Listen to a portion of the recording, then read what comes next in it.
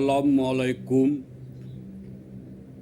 warahmatullahi wabarakatuh.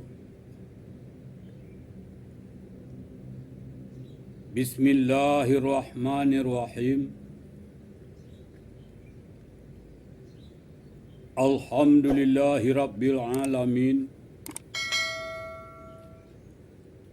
Assalatu wassalamu ala asrafil iwal mursalin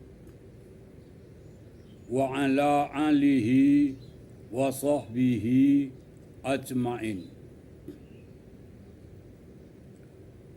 Allahumma salli wa salim wa barik ala Sayyidina Muhammad wa ala alihi wa sahbihi ajma'in. La ilaha illallah wahdahu la syarikalah lahul mulku walahul hamdu yuhyi wa yumitu wa huwa ala kulli syai'in qadir. La haula wa la quwwata illa billahil aliyil azim. Ikhwanul muslim yang dirahmati Allah Subhanahu wa taala.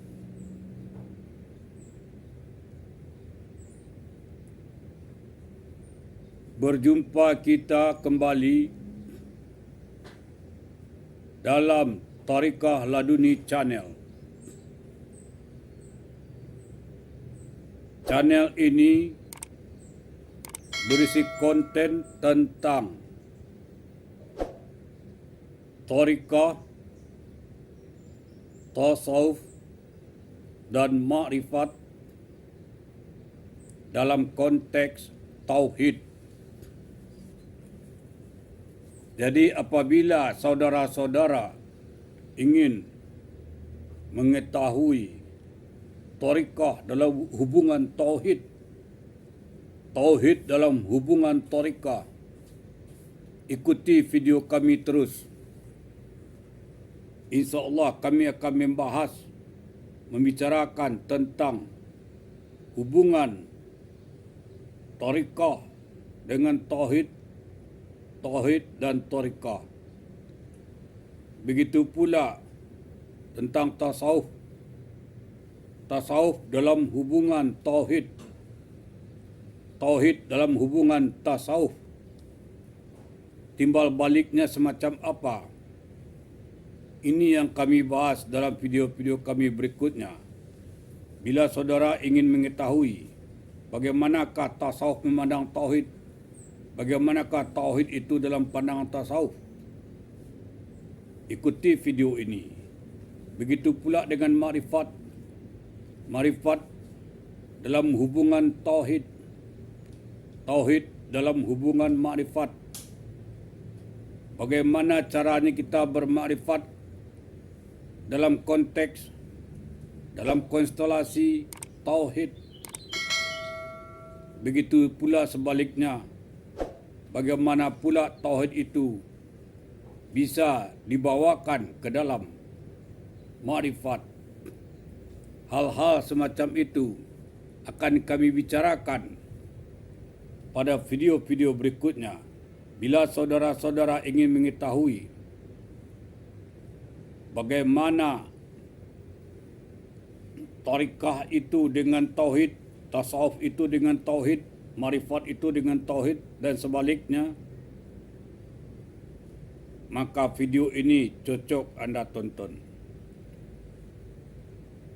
InsyaAllah, walhamdulillahirabbil alamin.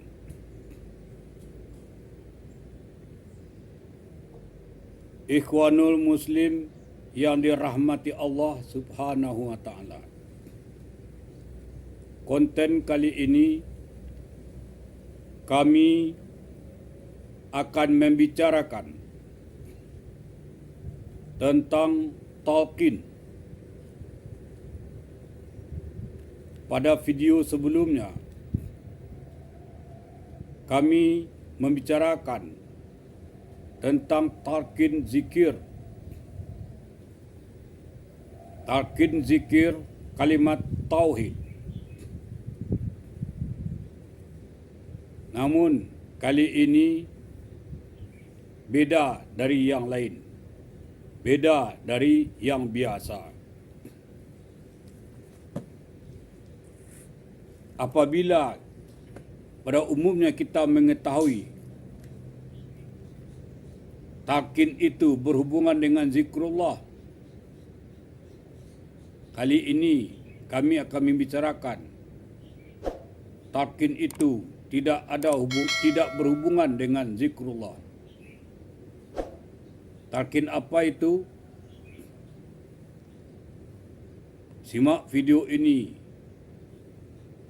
sampai selesai agar saudara-saudara jangan gagal faham.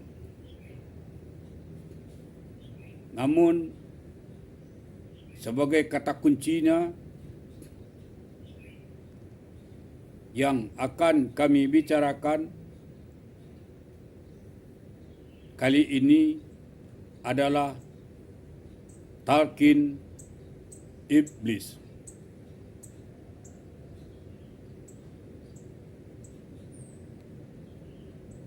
Bagaimana iblis mentalkinkan seseorang?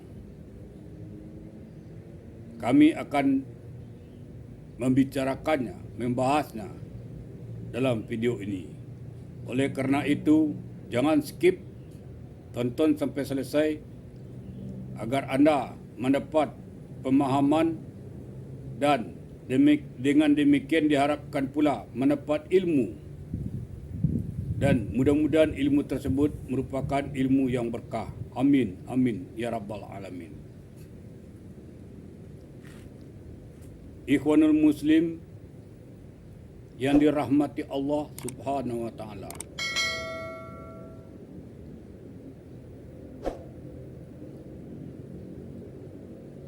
Berapa banyak lisan kita memproduksi kata-kata, kalimat-kalimat. Berapa banyak lisan kita mengucapkan kata-kata atau kalimat-kalimat ketika kita berkomunikasi dengan orang lain,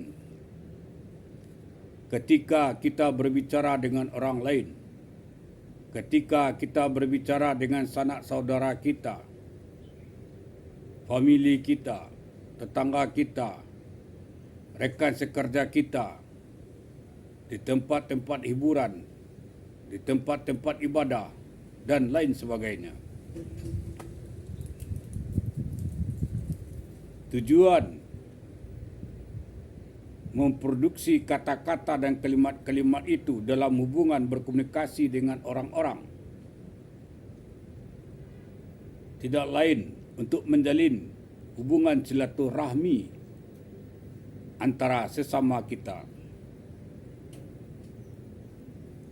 Namun ada sementara orang ketika lisannya memproduksi kata-kata, kalimat-kalimat,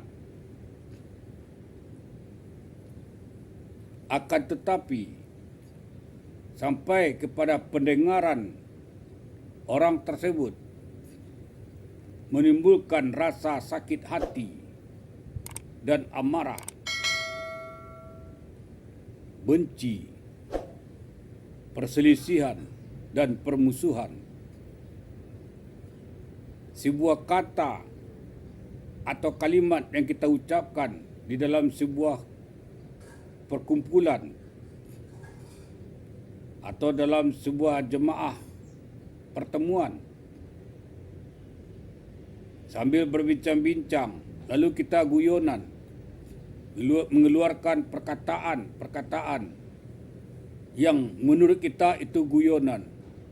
Namun, bagi orang lain didengarnya, itu sangat menyakitkan hatinya, sehingga terjadi perselisihan dan pertengkaran.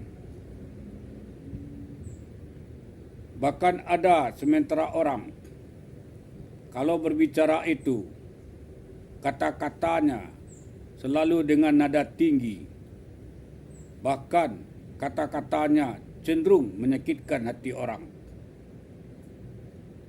cenderung menyinggung perasaan orang.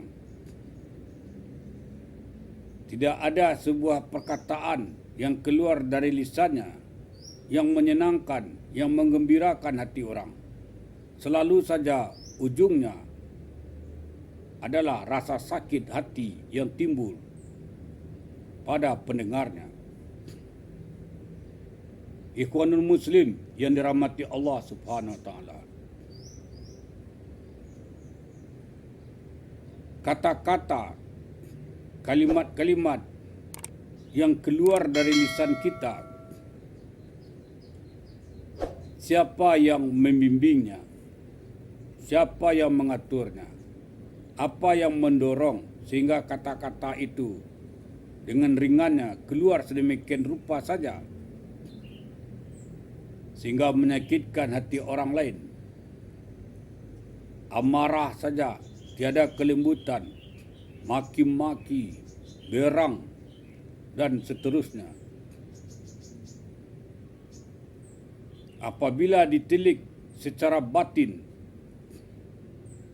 maka kita akan mengetahui lisannya itu mengeluarkan kata-kata, kalimat-kalimat yang menyakitkan hati orang itu tidak lain karena ditalkinkan iblis laknatullah. Apa acuannya?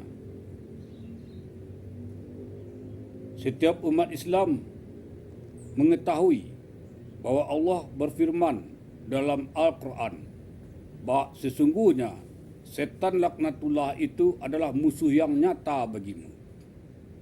Setan laknatullah itu mendatangkan permusuhan di antara sesama kamu. Oleh kerana itu, jauhilah langkah-langkah setan laknatullah. Ketika kita memproduksi kata-kata dan kalimat-kalimat yang kemudian menimbulkan permusuhan, itu sudah mengindikasikan bahawa lisan kita itu ditalkinkan oleh iblis. Melalui lisan kita itu, iblis menuntun lisan kita untuk mengucapkan kata-kata di mana dari perkataan itu kemudian timbullah permusuhan di antara sesama kita. Bila hal itu terjadi, maka berhasillah iblis laknatullah itu menipu daya kita. Berhasillah program iblis laknatullah itu menciptakan permusuhan di antara sesama kita melalui lisan tersebut. Oleh kerana itu, kita perlu mewaspadai, menyadari apakah lisan kita yang memproduksi kata-kata dan kalimat-kalimat itu lahir dari dalam lubuk hati kita yang paling dalam, lahir dari rasa kemanusiaan kita, atau sebagai hasil dari talqin iblis laknatullah kepada lidah kita, sehingga kita tidak menyadari perkataan itu, perkataan yang menyebabkan terjadinya permusuhan. Namun, bila perkataan itu lahir dari hati sanubari, lahir dari rasa kemanusiaan kita, lahir dari rasa moral kita yang tinggi, rasa keberagamaan kita, rasa saling menghormati, maka perkataan itu tidak akan pernah dan tidak akan mungkin diakhiri dengan permusuhan, melainkan diakhiri dengan persahabatan, persaudaraan dan kekerabatan yang akrab sekali. Sehingga dengan perkataan itu antara sesama manusia, antara sesama kita terjalinlah hubungan emosional antara satu dengan yang lain. Namun manakala lisan kita memproduksi kata-kata, kalimat-kalimat sebagai hasil dari talqin iblis, yang terjadi justru sebaliknya, permusuhan, konflik, pertengkaran antara sesama kita. Oleh kerana itu, dalam kesempatan ini kami menyampaikan, talqinlah lisan anda itu dengan kalimat thayyibah. Kalimat thayyibah adalah perkataan yang baik. Apa itu kalimat thayyibah? Kalimat thayyibah itu adalah nama lain dari kalimat tauhid. Apa bunyi kalimat tauhid itu? La ilaha illallah.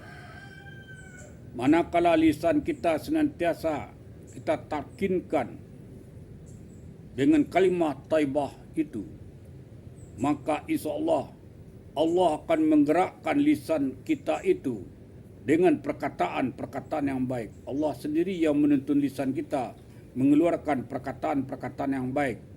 Sehingga dari perkataan-perkataan yang baik itu terjadilah hubungan yang harmonis, terjadilah suatu ikatan emosional antara sesama kita, terjadilah persaudaraan yang sangat akrab dengan kita.